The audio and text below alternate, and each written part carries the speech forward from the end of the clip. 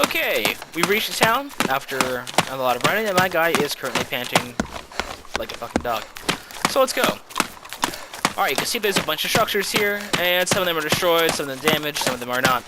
So first things first, let's go inside any structure. This guy looks good right here, so let's enter it. So, as you can see, new dialog appears. Search structure. Let's click it. And you can see my guy is doing an action to get the structure. Unfortunately, I found nothing. So, let's keep moving. As you can see, there's a possibility of finding nothing. So, you will keep on searching structures until you actually find something. Something may be useless, something may be useful. So let's take a look.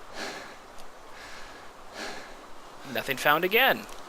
As you can see, this game doesn't like me, it never has. Please note also that the objects are randomly generated, so there's a chance that you can find everything every search, and there's a chance you can find nothing. It's just how it is. So you can see, search structure again. Let's search it again. Oh, I found 5 wood. That's good. So now I have the 5 wood, I can press insert, and look there, it's in my inventory. Let's keep on moving. I can't get through that damn door. Okay, this is the basics of searching. All the searching done in just random villages will happen like this. Usually that you find nothing, you maybe find something. As you can see, right now that I'm actually in this house and there's nothing here. So what you can do is, oh, it just appeared. What you can do is, if you noticed that you're not allowed to search a structure at the moment, look up here where the mouse is, top right. It says you can search. There's a cooldown on the searching because of the fact that there was a glitch where if we allowed you to do unlimited searching, it would actually slow down the server. So there's a small cooldown, it's not very long. So let's search again. Oh, I found 6 ready cooked human flesh. Sounds delicious. As you can see, this is the basics of all searching. So over here, if I were to keep on searching until my inventory was full, I would go back to the camp and go back to the spawn. So I'm going to pause the video and I will show you why you should always raid and try to be careful about it, one of the main facilities. So I'm going to pause the video here and I'll be back with you in a minute. Okay, I am back at the town. The main spawn. So first things first, you're going to raid, you want to make sure your hunger and thirst is down to minimum. So let's go here and eat some food. I'm going to access my bank. Find 1 pure boar meat. That's all I need. I'm going to withdraw only 1. Go ahead and make again. Let's find some pure water. There it is. I have 7. I'm going to withdraw 1. Alright, both items have been withdrawn. I'm going to go to insert. And you can see there is the items I found from my first search. But let's go eat these. So I'm going to click use. Yeah, I ate both of them. I am now ready to go. So, as you can see, hunger and thirst are back to 0. Now let's go see. We want to raid the manufactorum to get a lot of scrap metal. Scrap metal is very useful in anything you're going to do. So as you can see, the closest place to really go is Camp 5. And that's what I shall do. I'll just go to Camp 5. As you can see, let's hit Camp 5. And we have a travel dialogue screen. I'll pause the video while this loads. Okay, I've arrived at Camp 10, and I'm going to go to the Manufactorum. So I'm going to press M, find Manufactorum on map, hit Shift, left click, and there we go, I got a marker. Now I'm going to run to the Manufactorum, and I will pause the video until I get a bit closer. Okay, I'm at the Manufactorum. So let's take a minute, and if you listen behind my guy's breathing, there is this clicking noise. If any of you know what this means, I'm in radiation. Radiation is obviously not good for your health. So as you can see in the distance over there, there is the Manufactorum with a few guys running around. Now per each person that comes to the Manufactorum and tries to assault it, more enemies will spawn. So that's obviously not good. So I'm gonna try to sneak around these guys and raid the Manufactorum.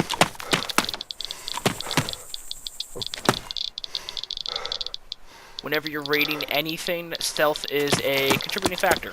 You always want to try to be stealthy. As you can see, I'm doing my best here, but it's not going too well. Especially downhill, using armor controls. Never a good idea. So let's keep going.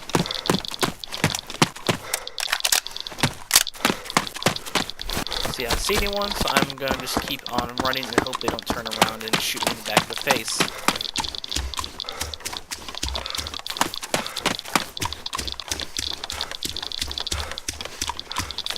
Okay, I reached Manufactorum without being escaped. So this is my favorite entrance over here. It's this little hole through the wall. That's honestly the best place to go since you're not going through the front gate. As you can see, that'd be a very bad idea. Oh, I just heard a noise. Let's go walk a little bit slower and trying to get our faces blown off again. So I'm just gonna hop in here, start searching the buildings.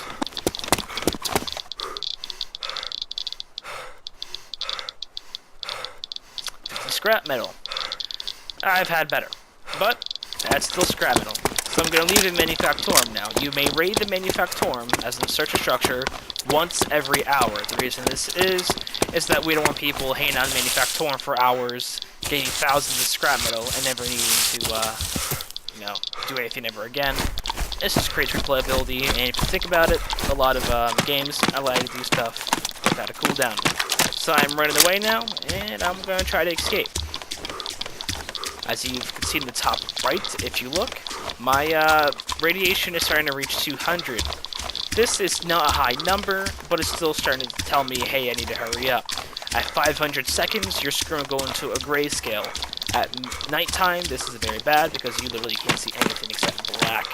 At 700, your screen goes into a kaleidoscope of colors, basically, and it's just really screwed up and you can't see.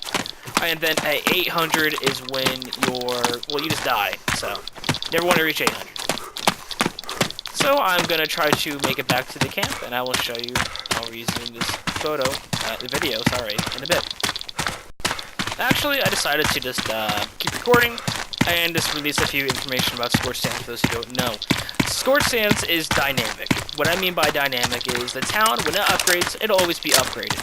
When a town upgrades, it'll affect the storyline. It'll affect everything around you. Even after a while, if we decide to go this route, the storyline may even evolve to the point of where the military is poking their heads in and you're fighting them instead of a bunch of civilians armed with a few AKs and mostly pistols and SMGs. So you can see is that this is a time-consuming gameplay style, I guess you can call it. What I mean by that is by the fact of you're not going to have everything in the first few hours. You're going to have everything maybe after a few months. Players have to contribute to the map itself to let it grow. The community is what makes this function. Now, as you can see, that there is a lot of running, a lot of walking, a lot of sneaking involved in this. And you may be wondering, where's the action? I want to shoot people and get rewarded for it.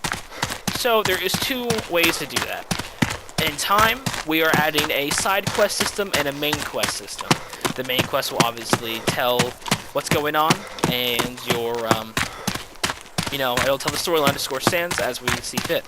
And the side quest system will be your standard MMORPG quest system where, collect 10 of these, kill 5 of these, so on and so forth. That's how it'll return. And in return for doing those, you will get what's called a quest reward point. Quest reward points work like this. It goes in your inventory, you would click on it, click use, and then it'll give you a random item. The random item might be just a piece of wood, or it can save you a whole bunch of time and give you a nice piece of equipment, such as radiation medicine, maybe part of a gun, maybe even a gun itself, ammo. It's randomly generated. So the second way to kill is to go to a PvP zone. PvP zones are exactly as they sound, player versus player. Players will go in there at a free-for-all or in their own player-made teams and just kill each other. When you kill somebody, you're going to automatically drop what's called the kill point. The kill point is exactly the same as the quest award system. So, it gives you a random item. Later on, since this is being the beta, we might change this to give you more rewarding items, or might even move the PvP zones. And that's just how it's going to work for now. So as you can see, we are 600 meters from the camp where I'm trying to make my escape. If you listen closely, you're not going to hear any clicking, so that means I'm out of the radiation zone, and I arrived there with 314, and I could probably use some de-radiation medicine. When you die in this game, all your stats are reset, and what I mean by stats is your hunger, thirst, weight, so on and so forth. All your skills like skills right here, they will stay the same. These will never go down. So you don't have to worry about, you just crafted a crap load of guns and you're afraid of dying. Don't be afraid of dying. You may lose whatever in your inventory or your gun that's on you, but you will keep these skills. Now, as you can see by looking at the skills, my crafting is 1.22. You're asking you might be wondering, what the fuck does that mean? Well, the 1 is what level you're at. I'm a level 1 crafter. The .22 is basically my percent. I'm at 22%. So the higher that goes, the better it goes. The better you get when it comes to crafting. Different guns, different items will require different levels of crafting. For example, I'm a level 1.04 gun manufacturer. If I want to be, say, craft some AK-47s, I would have to be a level 2 gun manufacturer. So that means I'm going to have to, obviously, create guns and work with teammates to gather the materials so one of us can, be good enough to craft the guns.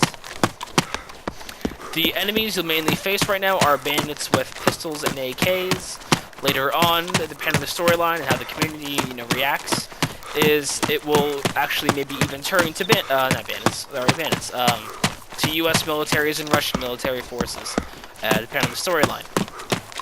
So I'm 103 meters from the flag, and I'm almost home free.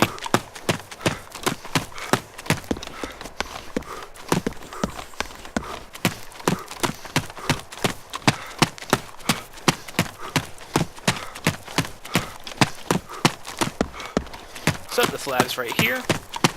Not seeing any bandits. Nope, it's all free. Gonna do fast travel, go back to spawn, and I am safe. So I'm gonna record the video when we get back to spawn. Okay, I am back at the camp. As you can see, my guns have been taken away since we're in a safe zone. Now, I have my scrap metal on me. I don't want it on me at the moment because I'm afraid of dying. So I'm gonna go to Access Bank, deposit. I'm going to deposit all my items. And I am good.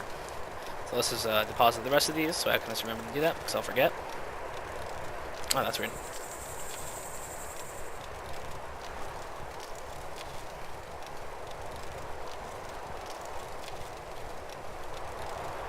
Okay, everything has been deposited. Yay.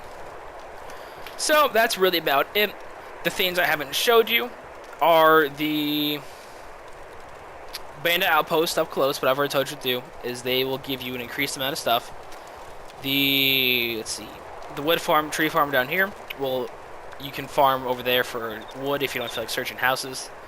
And there is a short floor building which will give you fixed vehicles.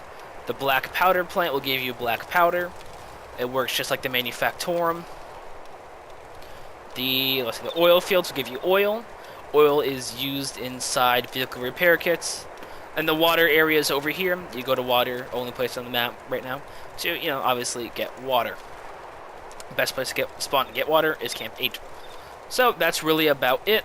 Last notes is that when you craft a gun or anything, you're going to notice that down here it's going to say stats saved. Make sure it has stats saved when you have the item either in your bank or on you. You can know how long until a stat save is going to happen by looking at the last save option over here on the top right where the debug console is. It'll say last save 1 minute ago. That means it saved 1 minute ago. So, okay. Anyway, so it'll save between every 8 and 10 minutes, and obviously that is how it works.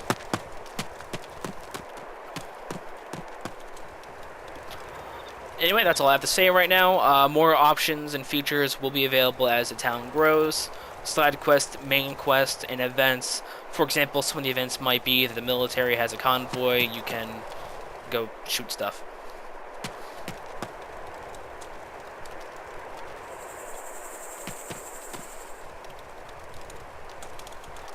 Okay. That's for the quick run.